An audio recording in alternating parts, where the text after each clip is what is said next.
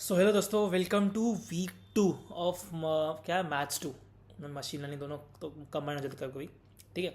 तो भाई इसमें इस वीक में क्या करना है, वेक्टर स्पेस क्या होता है, सब स्पेस क्या होता है, उसके बाद आगे क्या है। यार मैं लिटरली सोया नहीं रात भर से, मैं फ्लाइट के चक्कर में। लीनियर कॉम्बिनेशन क्या होता है, लीनियर इंडिपेंडेंस क्या होता है, डिपेंडेंस क्या होता है, बेसिस क्या होता है, उसके स्पैन क्या होते हैं, एंड लीनियर ट्रांसफॉर्मेशन क्या होते हैं, कर्नल्स क्या होते हैं, इमेजेस क्या होते हैं। इतना सब कुछ हम देखने वाले हैं। तो भाई कुर्सी की पेटियाँ बांध लो, बिकॉज लिटरली मैं आपका दिमाग ख़राब करने वाला हूँ। नहीं करूँगा यार, टेंशन मत लो। ठीक है। तब तक हमने क्या देखा था, रो रिडक्शन फॉर्म क्या होता है, नॉर्मल वेक्टर्स क्या होते हैं, ये सब नॉर्मल चीज़ है। डिटर्मिनेंट क्या होता है, डिटर्मिनेंट प्रॉपर्टीज़ क्या होती है, वो सब देखी थी। ठीक है। मैं नहीं देखा तो आई बटन में लिंक के जाके देख लेना, मैं तक नहीं होने वाला अब इस समझाने के लिए। ठीक है। तो अभी आते हैं, इसको चालू करते हैं, अपने आईपैड पर लेके बैठते हैं। This for you. ठीक है। अबे यार क्या है, हाँ, vector spaces.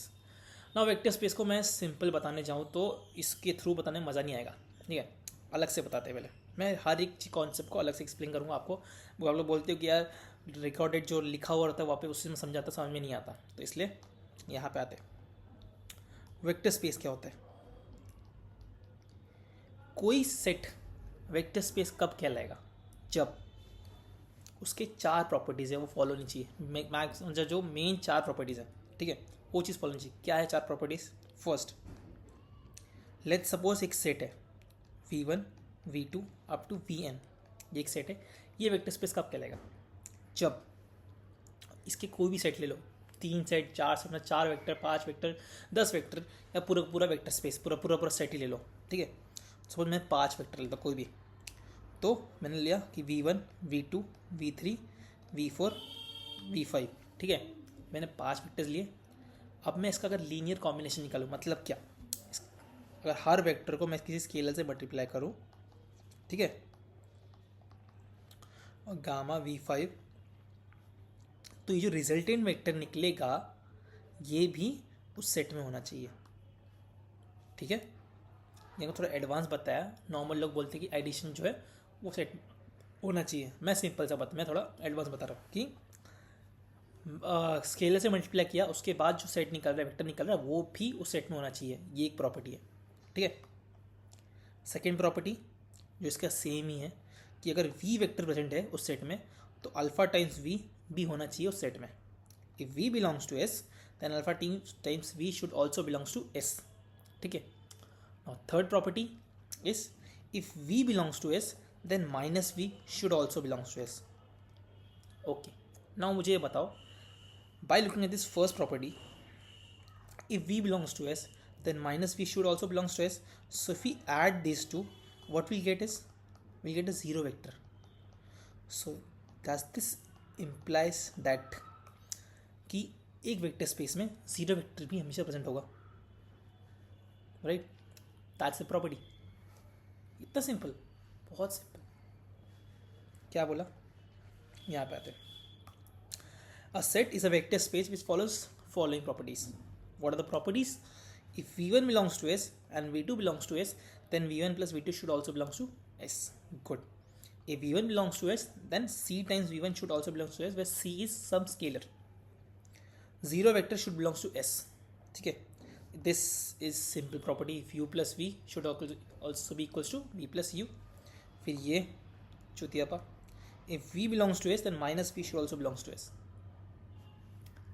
1 2 3 and 4, just check these four properties, maximum time सबको सॉल्व हो जाएगा। ठीक है। आते क्वेश्चन पे। हाँ यार, ये मैंने पहले सॉल्व किया था कल रात को, लिटरली मैंने 4 बार इस वीडियो को रिकॉर्ड कर चुका, बट बाहर था मैं एयरपोर्ट में, तो आवाज़ सही से नहीं आ रही थी, इसलिए अभी वापस रिकॉर्ड कर रहा हूँ। लिटरली सोया नहीं रात भर से, सिर्फ 1 घंटा फ्लाइट में सोया। सो इस set V such that x plus y equal 0 a vector space. Now to check this, just use 4 rules. Addition first. If x1 is x, then y would be minus x1, right, by this property. So v1 is equals to x1 minus x2. This one vector in this set, right? v2 is x2 minus x2. Now I add these two, ठीक है. सो v1 plus v2 should also belongs to S. So by applying this, this is x1 plus x2 minus of x1 comma x1 plus x2. So is the property obeyed? मैं बहन जो छोड़, क्या property follow हुई या property follow कर रही है? तो क्या ये वेक्टर स्पेस हो सकता है? हो सकता है नहीं. Second thing, if v belongs to S, then C times V should also belongs to S. V is this, right? So C times V would be Cx1 minus comma minus Cx2 x1. Again property follow हो रही है. Zero vector, if I take x as 0, that is 0 comma 0. Again zero vector is present. Now the fourth property is, if v belongs to S, then minus v should also belongs to S. Now let's check it. If v belongs to S, then minus v is x1 and x1. ये इसमें हो सकता है? हो सकता है. क्या issue है? बस चारों प्रॉपर्टीज मिल गए हमें, मतलब ये वेक्टर स्पेस है. So this is a vector space. Tick. ये मज़ा आता है टिक करने में. स्कूल में करता, स्कूल में नहीं, टीचर करती थी. अब ये यार मैं इसलिए लिटरली बार बार दिख रहा है आपको, बस मैंने कल रात में बहुत इसके लिए वीडियो बनाया, बट 3-4 बार बनाया, बट कुछ ना कुछ होते रहा चुतिया पर, जो मैं नहीं बताऊंगा बीच में बताता रहूँगा, ठीक है. तो ये वेक्टर जो ये equation v is equals to x comma y belongs to R2 such that x plus y equal 1, क्या ये वेक्टर स्पेस है? देखने से लगेगा जब x प्लस वाई 0 एक वेक्टर स्पेस है, तो ये क्यों नहीं हो सकता? चेक करते हैं ना, चेक कर कौन सा हो उसका में जनाब, चेक कीजिए, ठीक है. So if v is x1, check out करें, हाँ चेकआउट करें, तो y क्या हो जाएगा? 1 minus x1. If v2 is x2, then y would be 1 minus x2. So by this क्या हो जाएगा? v1 plus v2 is equals to x1 plus x2 comma 2 minus x1 plus x2. If we add these two, what we will get? 2. But यहाँ पे तो 1 मिलना चाहिए, तो क्या ये एडिशन प्रॉपर्टी फॉलो कर रहा है? नहीं कर रहा है. So is it a vector space? Cross. जनाब चेकआउट करें, ठीक है. नाउ दिस क्वेश्चन अगेन, ये अच्छा क्वेश्चन है, and please follow me, subscribe me, bell icon दबा दीजिए. अरे पढ़ो यार तुम, छोड़ो, अच्छा लगे तो करना, ठीक है. Which of the following is not a vector space? सोचो. Zero vector, line not through origin, all symmetric, and this. Let's analyze one by one. मेरी इंग्लिश सुधर जाएगी, इतना मुझे पता है. Which of the following is not a vector space? Zero vector. Let's check zero vector. अगर क्या follow होना चाहिए? एडिशन. तो अगर 0,0 है, 0,0 ये वेक्टर स्पेस में है, एडिशन फॉलो हो रहा है. c times 0,0 is 0,0. क्या है वेक्टर? 0 वेक्टर में आता है. अगेन मल्टीप्लिकेशन फॉलो हो रहा है. 0,0 और माइनस टाइम 0,0 इज 0,0. तो 0,0 फॉलो हो रहा है. सब प्रॉपर्टीज फॉलो हो रही है, सिंपल सा. तो ये एक वेक्टर स्पेस है. Now this line not through origin, just ऊपर देखो जनाब, ये वही था ना, लाइन नॉट थ्रू ओरिजिन. तो ये वेक्टर स्पेस था? नहीं था. तो क्या ये वेक्टर स्पेस हो सकता है? नहीं हो सकता. होशियार होता हूँ. नाउ दिस सिमेट्रिक मैट्रिक्स, देखो अगर मैं बोलता हूँ ए एक सिमेट्रिक मैट्रिक्स है और A2 एक सिमेट्रिक मैट्रिक्स है, उसको हम दोनों को हम ऐड करते हैं, तो जो रिजल्टेंट मिलेगा क्या वो सिमेट्रिक मैट्रिक्स नहीं कहलाएगा जनाब? कहलाएगा. Very good. तो एडिशन फॉलो हो रहा है. चेकआउट करें जनाब, चेकआउट करें, तंग कर रहा हूँ मैं. अगर स्केलर मल्टीप्लिकेशन जो है, अगर एक वेक्टर A1 अगर सिमेट्रिक है, तो उसका स्केलर मल्टीप्लिकेशन किसी स्केलर मल्टीप्लाई करो वो भी सिमेट्रिक होगा. तो स्केलर मल्टीप्लिकेशन भी फॉलो हो रहा है, ठीक है. अब 0, 0, 0 मैट्रिक्स जो होता है, क्या ये सिमेट्रिक मैट्रिक्स नहीं कहलाता? कहलाता है. तो 0, 0 वेक्टर भी है. अब अगर A1 सिमेट्रिक है तो माइनस A1 भी सिमेट्रिक होगा. तो चारों प्रॉपर्टीज़ फॉलो हो गई. तो क्या ये वेक्टर स्पेस कहलाएगा? जी जनाब कहलाएगा। अब ये ऑल मैट्रिक्स विद डिटर्मिनेंट 1,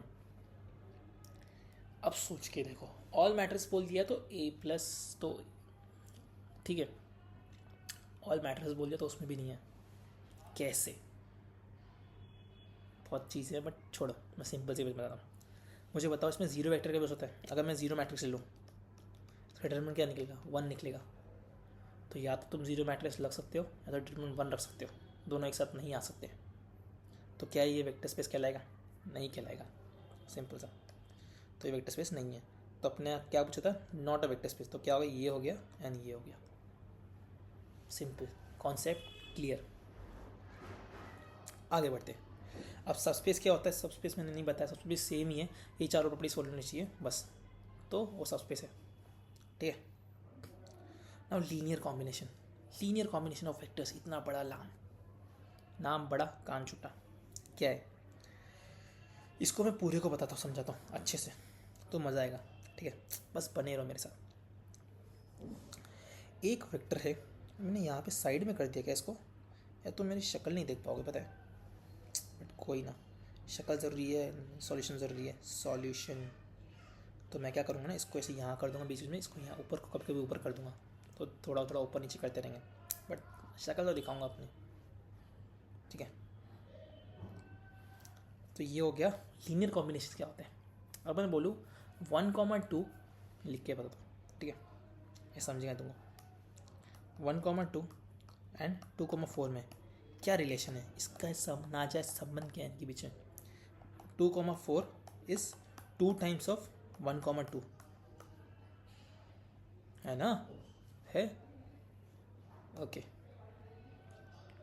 तो 1,2 इज 2 टाइम्स ऑफ 2,4। तो मैं बोल सकता हूँ कि 2,4 एंड 1,2 आर लीनियरली डिपेंडेंट, है ना? तो क्या मतलब, मैं इसको लीनियरली डिपेंडेंट बोल सकता हूँ, बोल सकता हूँ। अगर मैं यहाँ 1,3 डाल दूँ एंड 2,4 डाल दूँ, अब बोलूँगा अब क्या है, इनके बीच में कोई रिलेशन है, कुछ भी है, किस तरह भी मैं इसको इसकी तरह लिख सकता हूँ? नहीं लिख सकता ना। तो क्या ये लीनियरली डिपेंड हुआ? नहीं हुआ। तो क्या हो जाएगा ये लीनियरली इंडिपेंडेंट हो जाएगा। वाह क्या बात बोली है, यही चीज़ उन्होंने बोला है, मैं नहीं हूँ, ये उन्होंने बोला है कि एक वेक्टर, दो वेक्टर्स कब, 2 या 3 वेक्टर सेट ऑफ वेक्टर्स कब लीनियरली डिपेंडेंट हो जाए, जब उनको उनके एक दूसरे के उसमें ना लिख सकें। जैसे 1,0,0,0, 5,2,0 एंड 0,0,1, ये 3 वेक्टर्स हैं। ये 3 वेक्टर्स को आप एक दूसरे के टर्म में लिख ही नहीं सकते कभी भी। कभी लिख सकते हो? नहीं लिख सकते। तो ये क्या हो गए? ये लीनियरली इंडिपेंडेंट हो गए एक दूसरे से, बस इतना ही था। अब मुझे बताओ कि मैंने तो ये तो मुझे दिमाग के पता पड़ गया, अब मैं ऐसे ही आपको कुछ लंबे चौड़े वेक्टर्स दे दूँ, उसमें आप लीनियरली डिपेंडेंट है या इंडिपेंडेंट ये पता करना थोड़ा मुश्किल है ना। उसको तरीका क्या है सॉल्व करने का, उसके लिए आपको पता होना चाहिए रैंक क्या होता है। नलिटी की ज़रूरत नहीं है, बट फिर भी नलिटी देख लेंगे। रैंक क्या होता है, नलिटी क्या होता है, और रैंक नलिटी थियरम क्या होता है। क्या बोला मैंने ऐसे तो पता कर दिया कि 1,2 एंड 2,4 आर लीनियरली डिपेंडेंट देख के, बट अगर कोई ज़्यादा वेक्टर्स दिए हो तो उस टाइम पे क्या करोगे? उस टाइम पे एक तरीका होता है सॉल्व करने का, जिसके लिए आपको पता होना चाहिए what is rank, what is nullity, ठीक है। तो क्या पता होना चाहिए? रैंक क्या होता है? Rank is number of non zero rows in RREF पिछले वीडियो में, ठीक है। तो number of non zero rows, एक RREF ऑपरेशन करने के बाद जो number of non zero rows बचते हैं वो उस मैट्रिक्स का रैंक होता है। जैसे मैंने यहाँ लिया, इसी को लेते हैं, ठीक है, लेते हैं इसको मैं 1, चलिए इसको चेक करते हैं, इसको मैं 3 डाल रहा हूँ, ठीक है। तो ये लिया मैंने 1,0,3, 5,2,0 एंड 0,0,1 में चेक करना है कि क्या ये वेक्टर लीनियरली डिपेंड है या इंडिपेंडेंट है। अब ऐसे देख के आप सोचोगे सॉल्व करने जाओगे तो नहीं पता पड़ जल्दी, तो ऐसे चेक करते हैं। तो क्या करना है उसके लिए? कुछ नहीं, इसमें RREF फॉलो करना है। RREF फॉलो करने के लिए क्या चाहिए चेक करते हैं। यहाँ पिवट पॉइंट है तो ये रो को कुछ नहीं करना ज़रूरत है, ये रो सब सही है। क्या सही नहीं है इस रो में? इस रो में क्या इशू है? इस रो में इशू ये कि इसके ऊपर जो है ये नॉन ज़ीरो एंट्री है, इसको नॉन ज़ीरो एंट्री करना पड़ेगा। तो कैसे करेंगे आप? कुछ नहीं करेंगे, R1 tends to R1 minus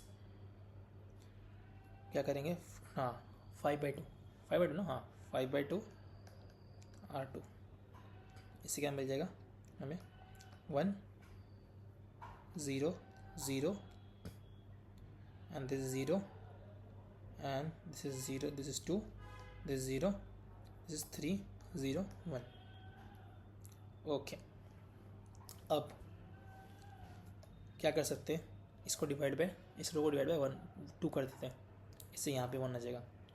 so R2 R2/2। तो यहाँ से क्या हो गया 1 0 0 0 1 0। ये मैं खुद से अभी लिटरली मैंने खुद से बनाया। तो ये बोलना कि भाई छापा हुआ है कैसे, इतना नहीं बोलोगे यार। देखिए अब ये वेक्टर, अब यहाँ क्या बच गया, अब ये रो हो गया मेरा, ये रो हो गया, अब ये रो रह गया। ये रो के लिए क्या कर सकते हो, अगर मैं R3 में ऑपरेशन लगाऊँ, R3 माइनस 3R1, सोचे देखो तो क्या हो जाएगा 1 0 0 0 1 0 एंड दिस वुड बी क्या हो जाएगा 0 0 1। ये प्रॉपर बेसिस आ गया, प्रॉपर बेसिस। अब इसके अंदर कुछ बचा नहीं बचा, ये RRE फॉर्मेट में आ गया, रो रेडियस रो एक्लन फॉर्म में आ गया। अब नंबर ऑफ नॉन ज़ीरो रोज कितने इसमें 1 2 3, तो उसका रैंक कितना हो गया 3 रैंक हो गया। अब यदि number of columns in a matrix, यहाँ पे नहीं लिखता हूँ, दिखिए नहीं होना, मेरी शक्ल नहीं दिखेगी, नंबर ऑफ कॉलम्स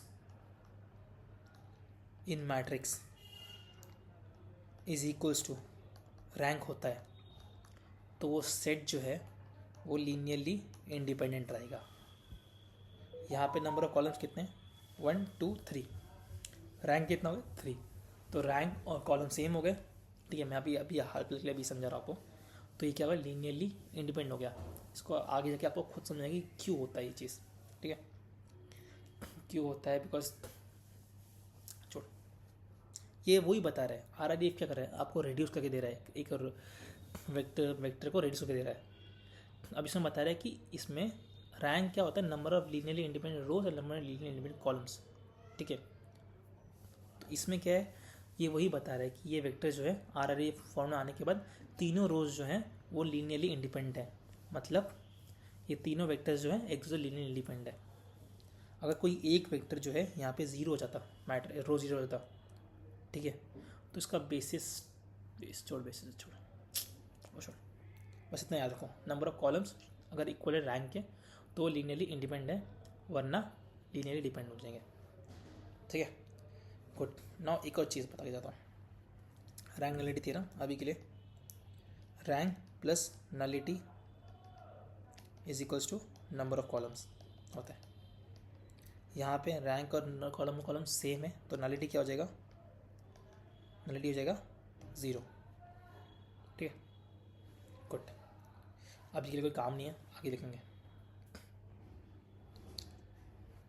अब आते हैं अपने उस पर, यहाँ पर ये देखो क्या क्या बोला ना, linear combination is V is a linear combination of V1 V2 V3 if there exists a alpha, ठीक है, there exists a V1 A2 AN so that V is equals to alpha है। कुछ नहीं, ये बोला कि किसी को लीनियर कॉम्बिनेशन कब होता है 1,2 इज लीनियर कॉम्बिनेशन 1,0 एंड 0,1। बस ये बोल रहे हैं। क्यों, इसको जो है मैं इसके टर्म में लिख सकता हूँ इन सब के, तो इसलिए ये जो है ये दोनों वेक्टर्स इसके लीनियर कॉम्बिनेशन है। इतना बोलना ट्राई करना। नाउ दिस, अगर मैं लिख पा रहा हूँ इसको इसके टर्म में, मतलब ये तीनों जो है लीनियरली डिपेंडेंट है, जो मैं थोड़ी देर पहले बताया। अगर नहीं लिख पा रहा हूँ जैसे यहाँ पर, तो ये लीनियरली इंडिपेंडेंट हो जाएंगे। ठीक है, गुड। नाउ किसी को फाइंड कैसे करना होता है लीनियर इंडिपेंडेंट, तो मैंने वो बताया आपको सिंपल सा 3 वेक्टर दिए हुए हैं, ठीक है, उसको रो फॉर्म में ला दो, एक मैट्रिक्स फॉर्म में, उस पर लगाओ आर आर ई एफ नहीं, जैसे यहाँ पे है ये, ठीक है, 1,3 1 2 3 4, इस पर क्या किया मैंने, ये वाला ऑपरेशन लगाया, यहाँ से हम यहाँ पे आए, अब यहाँ से फाइनल ऐसे हम कर देंगे R2 R2 डिवाइड बाई -1 करके, तो ये निकलेगा 1,1,3,0,1,5, ठीक है, यहाँ पे निकला है ये। अब इसमें नंबर ऑफ लीनियरली इंडिपेंडेंट रोज कितने हो गए, नॉन जीरो रोज कितने, 2, और कॉलम्स कितने, 3, तो नाइंसाफ़ी हो गई, तो ये डिपेंडेंट हो जाएगा, ये 3 से सेट जो है पुराना सेट, ये डिपेंडेंट सेट हो जाएगा, लीनियर डिपेंडेंट सेट हो जाएंगे, ठीक है। उस तरह इसको सॉल्व करोगे तो यहाँ पे आपको तीन नॉन ज़ीरो रोज़ मिल रहे हैं, ठीक है, तो रैंक और कॉलम इक्वल हो गए, तो ये वेक्टर जो है वो लीनियरली इंडिपेंडेंट हो जाएंगे, ठीक है, इतना ही था। नाउ स्पैनिंग सेट क्या होता है, बेसिस क्या होता है, इतना ही करेंगे अभी के लिए, मिनट में सोऊंगा उसके बाद, सॉरी भाई, इसको करते क्लियर। स्पैन क्या होता है, स्पैन है घेरना, कि स्पैन निकालना क्या होता है, जैसे मैंने बोला ये सेट है 2,4 एंड 7,5, इसका स्पैन निकालना है, मतलब क्या है, इसके लीनियर कॉम्बिनेशन निकालने, मतलब क्या, स्पैन ऑफ एस इज, इसको कोई किसी स्केल से मल्टीप्लाई कर दो 2,4, इसको कोई स्केल से मल्टीप्लाई कर दो, बीटा को 7,5, ठीक है, ये क्या हो जाएगा 2 alpha 4 alpha plus 7 beta 5 beta, ये हो जाएगा 2 alpha plus 7 beta 4 alpha plus 5 beta, ये हो गया स्पैन ऑफ एस, ठीक है, simple, good, span of S ही हो गया। अब यार मैंने आधार कार्ड लिया कि नहीं लिया उनसे, मैं जो आधार कार्ड नहीं लिया उसके छोड़ देगा आधार कार्ड, ठीक है। स्पैन ऑफ एसेस ये, ठीक है, स्पैन ऑफ एस क्या है, लीनियर कॉम्बिनेशन निकाल देना किसी पे, अगर मैं यहाँ पे 8 9 10 11 n वेक्टर्स होते हैं, तो यहाँ पे n मल्टीप्लिकेशन करता, वो स्पैन होता। स्पैन क्या होता है, घेरना। अब इससे इसको चेक करते हैं, ठीक है, अब इसमें मैं अल्फा कॉमा 1 की जो भी अल्फा बीटा की जो वैल्यू डालता रहूँगा, मुझे नए नए वेक्टर्स मिलते जाएंगे, है ना। ये नए नए वेक्टर्स कहाँ जा रहे हैं, सोच के देखो, ये नए नए वेक्टर्स जो है R2 में जा रहे हैं, XY प्लेन के मुझे सारे वेक्टर्स मिल जाएंगे यहाँ पे, ऑब्वियसली अल्फा बीटा कुछ भी वैल्यू डाल जाऊँगा, मुझे नए नए वेक्टर्स मिलते जाएंगे, वही चीज़ बोलने का ट्राई कर रहा हूँ। तो ये स्पैन किसको कर रहा है, ये घेर किसको रहा है, ये सेट जो है ये R2 को स्पैन कर रहा है, तो ये क्या हो जाएगा, ये सेट जो है स्पैनिंग सेट हो जाएगा इसका R2 का। अब इसी तरह अगर मैं ले लूँ 1,0,0,0 5 2 0 0 0 1, इसका लीनियर कॉम्बिनेशन कितना निकलेगा 1 0 0 प्लस बीटा 5 2 0 4 प्लस गामा, देख के किसी समझ में आ गया तो समझ में आ गया होगा, ये R3 को स्पैन कर रहे हैं, alpha plus 5 beta 2 beta and gamma. अब जो अल्फ़ा बीटा का जो वैल्यू डाल जाऊँ, मुझे कुछ ना कुछ R3 मिलते जाएगा, तो ये जो है स्पैनिंग सेट है किसका, R3 का, ठीक है, गुड, आई होप समझ रहा होगा आपको, ठीक है। क्वेश्चंस के सारे हम लोग साथ करेंगे, मिलटर सोच रखा है मैंने कि 1 to लेके 5 तक के, जो क्विज 1 तक के सारे क्वेश्चन एक साथ करूँगा मैं, बस टाइम मिलने दो यार, ठीक है। तो यही चीज़ है, स्पैनिंग सेट क्या होता है, यहाँ पे आते हैं, let V be a vector space, a set is a spanning set of V if span of S is V, वही चीज़ है।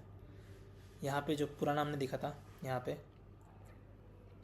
ये जो था, ये सेट जो है स्पैन होने पर किसको स्पैन कर रहा था, R2 को, तो ये स्पैनिंग सेट किसका हो गया, R2 का। सिमिलरली ये सेट जो है वो स्पैन कर रहा था R3 को, तो स्पैनिंग सेट हो गया R3 का, ठीक है।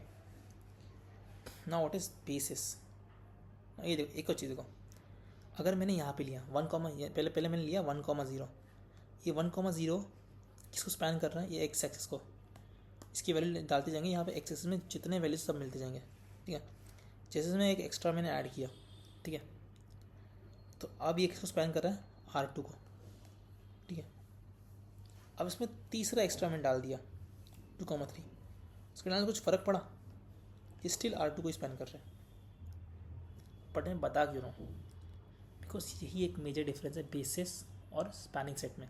क्या कि बेसिस ऑफ वी का मतलब क्या है, हम लोग की एक सेट जो है वो बेसिस है वी का, जब वो स्पैन करेगा वी को, वो तो यहाँ भी हो रहा था, बट जो सेट एस है उसको हम बेसिस बोल रहे हैं वी का, उसके जो एंट्रीज होने चाहिए वो सारी एक दूसरे से लीनियरली इंडिपेंडेंट होनी चाहिए,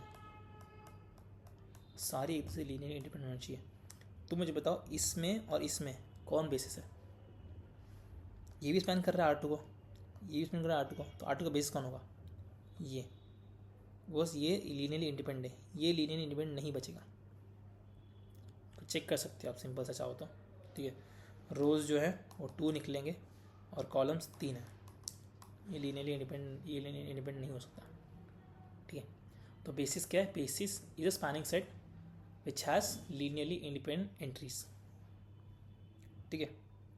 नाउ इसमें आते हैं properties of basis. Basis is not unique, simple से 1,0 and 0,1 is basis of R2, but 3,4 and 5,7 is also a basis of R2. Similarly, 7,5 and 11,19 is also a basis of R2.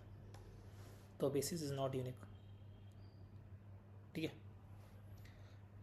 Again, it is a maximally linearly independent vector. Obviously, जैसे यहाँ पे 1,0 0,1 ये basis था R2 का, but इसमें जैसे ही मैंने एक कैरेक्टर एक्स्ट्रा ऐड किया तो ये लीनियरली इंडिपेंडेंट हो गए, ठीक है। तो इसलिए it has maximally linearly independent vectors.